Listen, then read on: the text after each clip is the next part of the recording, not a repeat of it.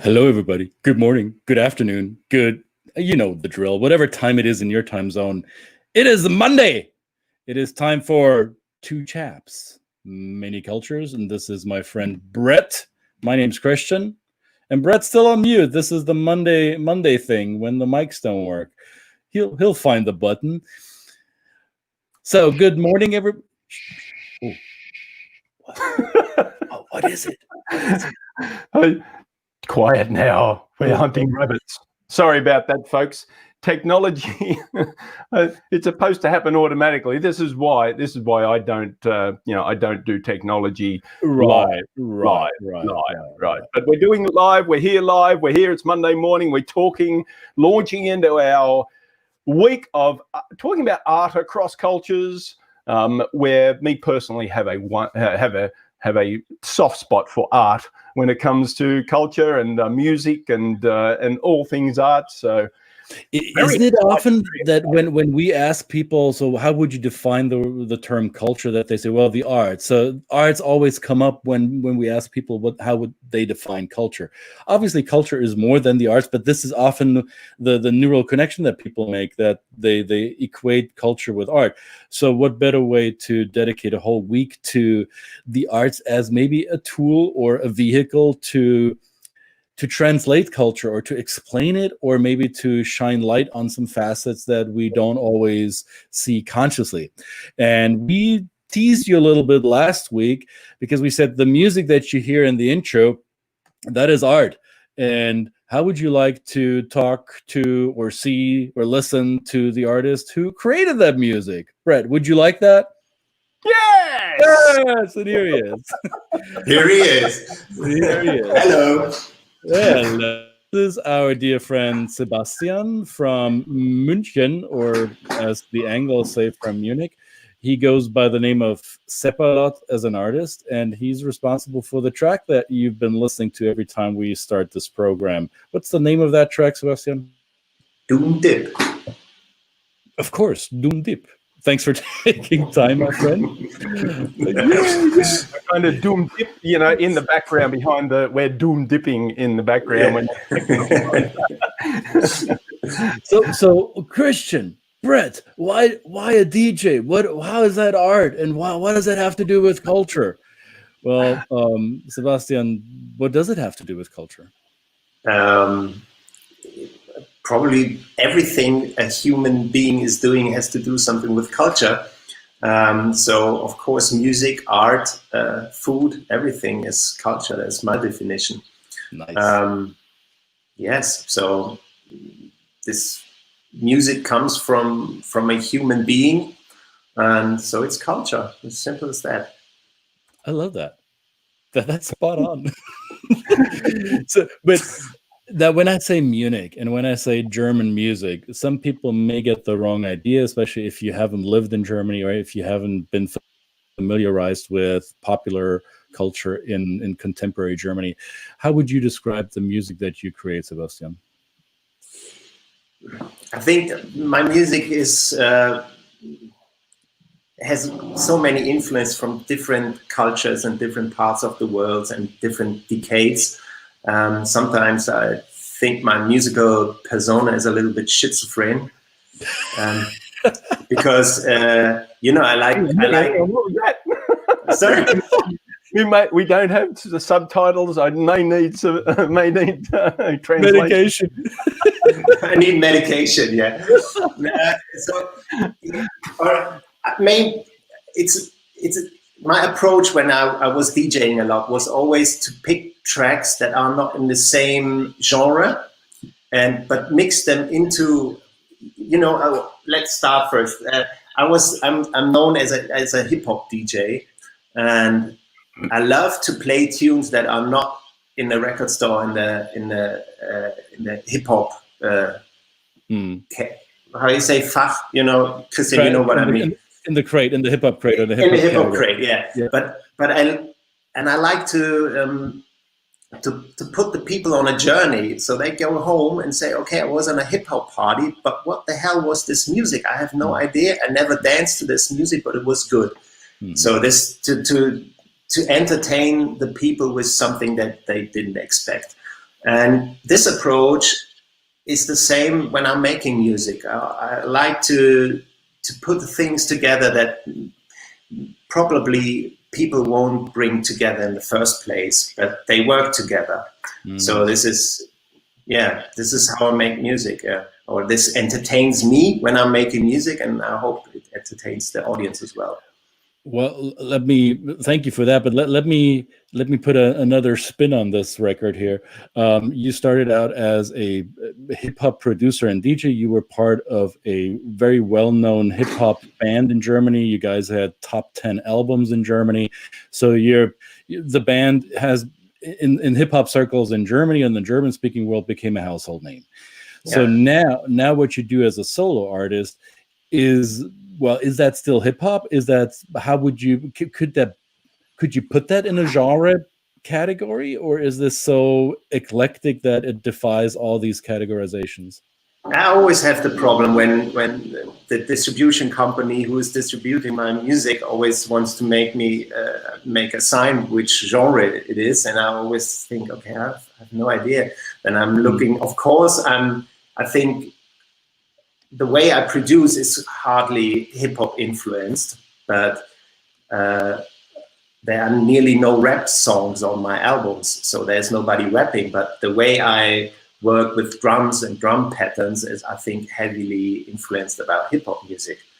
On the other side, I really love electronic music. I love even techno. There are really great stuff. So this is something that's always an influence too. And the third big influence now is I'm playing with a quartet with 3 other guys, and this has more jazz feeling to it. So this is a mixture between hip hop instrumentals, electronic sound design, and a jazz feel. So it's really hard to describe. It's somewhere in the middle. I just see the people of the A&R managers at the record company trying to fit that in one line of a category. Hip hop instrumentals, jazz. Oh shit! How are we gonna get this in one line? And how are we gonna tell? When I tell this, it always sounds like I'm a mixed grocery store. It doesn't feel right. But I think it has a clear sound what I'm doing, and people recognize, okay, this is from Sepalot, even if it has so many different ingredients. Yeah, right.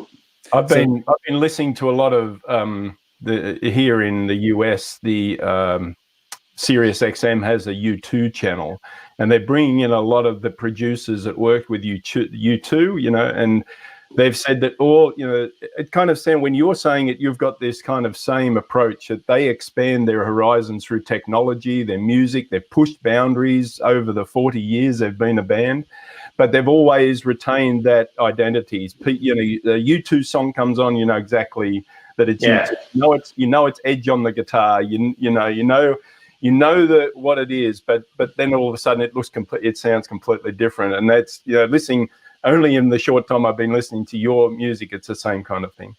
Thank you very much. See, there you go. So, how would you say your upbringing, your Bavarian, our mutual German culture has influenced how you make music, and how, or maybe has it been the exposure to other cultures that influence music? What's been the driver? Can you pinpoint that? I mean, when I started making music, and I started with the band at the same time, we were, of course, heavily influenced about American hip hop. This was the sound that we really loved, we were addicted. But even at our young age, we recognized that the stories they told are not our stories. We are German, Bavarian, middle-class kids living in semi-attached houses. So we knew we loved the sound, but we have to tell a different story. And this was very important for us to take this art form and make fill it with our own stories from our middle class kiddies in South Germany stories. Mm-hmm. And this was very important for us to this translation. Were you ever in touch with African American hip hop artists, and did you ever exchange musical ideas, and did you show them or let them listen to the German hip hop, and what was their response? This took a few years. We were completely on our own. We just listened to it on records, and we went to the record stores and bought records and really know each snare drum on our album because we really loved it that hard. But we didn't have the chance to get connection to you as artists. So it was like, okay, we just had the records and we tried to do something that we love from our perspective. It took a few years. I made a few tracks with American rap artists, but this was probably 10 years later or something. So did you also have a collaboration with a Australian or a New Zealander on one of your records? Yeah. A singer. It was Lady Six. Yeah. There we go. Yeah. This was one on. I met her on basically on vacation. I had a world tour with my now wife.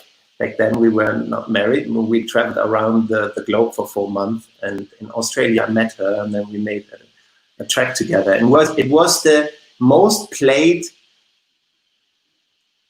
song in New Zealand radio from a New Zealand artist. So there you go. But the problem is the New Zealand music market is very small. Yes, it is. Don't tell the Australian. He will totally belittle the New Zealand music market now. He's gonna shit on it now. Oh, well, nice. No. This is very important, because if she's that good and you're a part of it, then what we do in Australia is that we adopt those New Zealand artists and we call them Australian. It's like Crowded House. It's a Crowded House is a New Zealand band, but really they're Aussies. We claim their success as like, we're so proud of our Australian band. That works until, like, when it comes to actors. I was explaining this to someone the other day. When it comes to actors, Mel Gibson, so might be Australian. Everyone thinks he's Australian, but when he does something bad in the news, we go, well, of course he was born in New York, so that explains it. Yeah. We have the same with Austria. I mean, there are a few Austrian artists that are really big, and I'm for sure I know a lot of people don't know that they're from Austria. They think they're from Germany. So. Right. Yeah. It's similar. America, since you're listening, Falco, if you lived through the 80s, Falco was not German. No. It's not. Oh, that's it. I'm pulling my mic out. I'm leaving. That's just blown. But Nina was. Nina was, yeah. You know what Nina was. The 99 Red Balloons were authentic. And for sure Modern Talking was too. I have to commit. Fortunately, not a lot of people here in the US know who that is.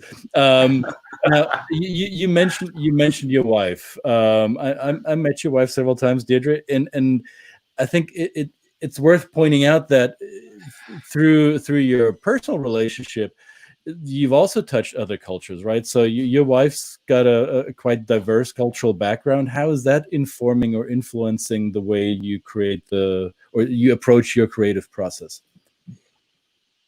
I think, my wife is born in London, and my mother-in-law is born in Jamaica. So there are Jamaican roots in my family now. It's not affecting my music much, I have to say. Not directly, but it's affecting my family life extremely.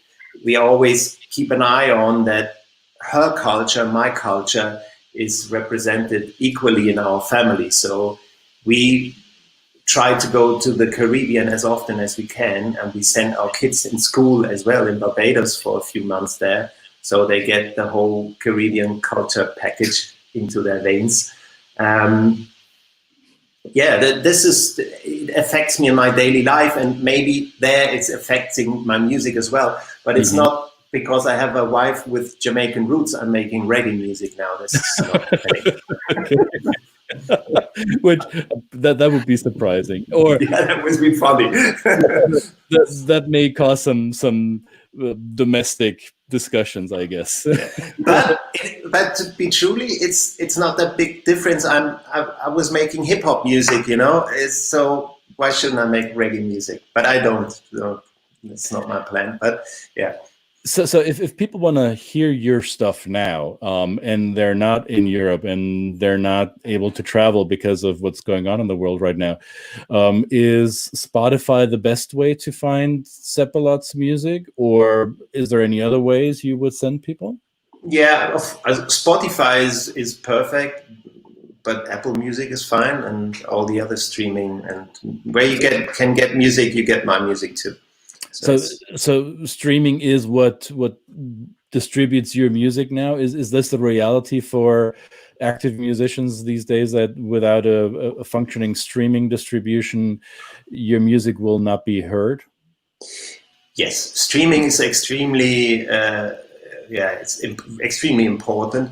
I think that it's going in two ways. There's the main audience, 99% are just listening music via radio or streaming, and the most of them, they listen to Spotify or Apple Music, however, like they used to listen to radio. So they like a song, but then comes the next song and they forgot the song that comes before that they like. So just a few go deeper and look what the artist is, what he's released also, or whatever. Mm-hmm. And on the other side, you have now these really music lovers, the active listeners, I call them.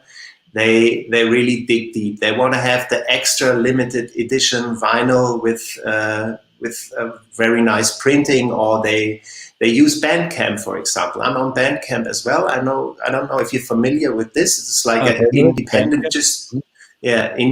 distribution system where nearly all the money goes directly to the artist. And it's very interesting that the people are allowed to pay more if they want. And you can't imagine how many people are paying more that they have to just to support the artist they love. So you have those two categories, but 99% is streaming, and it's just a few other people, but they are important as well. Yeah. So you have a really devoted core of fans who would even give more than they are required just to support the art because they love it so much. Yeah, and it's really, and they know that each euro they spend, it goes directly to the artist. And I think so they think, okay, why should I spend only €5? I spend €7. It's good. I love it. Right. Fine. Right. You also do something that I quite liked, and I became especially fond of during my vacation a couple of months ago. You have a weekly curated playlist on Spotify, and you distribute that. I see you updating it on your socials. So you do like a DJ set or a radio show once a week with music that you like, that passes your tests, so to say. So I would encourage everyone, if you like the music that you hear as an intro to this program, or if you're now curious as to what is this German dude doing with his eclectic music stuff, check out Sepalot on his socials and find that playlist. You call it what? Ego tripping, right? Yes. Yeah. That's also the name of your... isn't that also the name of your radio program that you host on German radio? Yes, but it's I stopped hosting it last year, so I'm hosting now the weekly playlist. So this is my radio now. Yeah. Oh, so you're getting the message out. There is a culture developed around the music that you like and that your fans like, and you build basically I'm not a big fan of the word tribe, but a devoted group of like-minded or like-sounding people, so to say, and have created a culture around that. Would that be fair to say? Yeah, maybe culture is a big word for the crowd, but there are people who like what I'm doing, and they like my DJ sets, they like my radio show, and it's only logic to go to a streaming platform and make a weekly playlist. So what I do is most of the playlists, they just add songs and add more songs and more songs. I only have 10 songs each week there, but I change them completely. So if you miss 1 week, you miss the 10 songs. I don't know if it affects you that hard, but I'm not collecting more and more. It's like, okay, these are my 10 songs for the next 7 days that I'm going to listen to, and maybe you like them too. And next week I have another 10 songs. Yeah, you better mark them as liked or put them on your own playlist. But hey, you said earlier, music comes from human beings, and that's what makes a culture, right? So I guess you have a culture around that as well. Yeah. Brett, final thoughts before we let this fine gentleman go.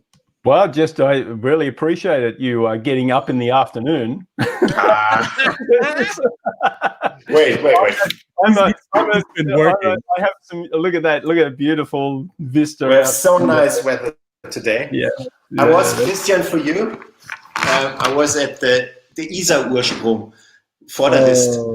Nice. Where the Isar River is a small creek. I spent the morning there. It was really beautiful. Oh, beautiful. So for those of you who don't know, the Isar is the river that flows through the city of Munich. And both Sebastian and I, we come from the same corner of the world. And we, even though we are city dwellers, we have a fond connection to the roots of our society, right? Yes. Antimo, any chance we can listen to some of his music now? Well, Antimo, what can we do here? That would take some technology. I don't know. I should have. I don't know how to stream it in there, but yeah, I mean, we've got the links there. I mean, yeah, no, that would have been. I don't know how to do that. I tried to actually think, how do I do that without taking everybody without cutting everybody out of the screen? But it's well, Signore Antimo and everybody else who's having the same question, there are links in the comments below that'll take you to Sepalot's Spotify and to the Bandcamp. Knock yourselves out, people. Listen to it on, well, crank it up to 11 if you have to, right? Remember this final time. Go all the way and rock out for the week. All right. Absolutely. No, thank you so much, Sebastian. It's been really wonderful. I could chat with you all day. That's great. Thank you so much for the insights and tying it to the culture. Right. This is what it is. It's just wonderful. And thank you for all the great work you do. I appreciate it. Yeah. Thanks for having me. Give my love to the family. Give them a hug and see you soon. I hope. See you soon too. Bye bye. Everybody. Bye.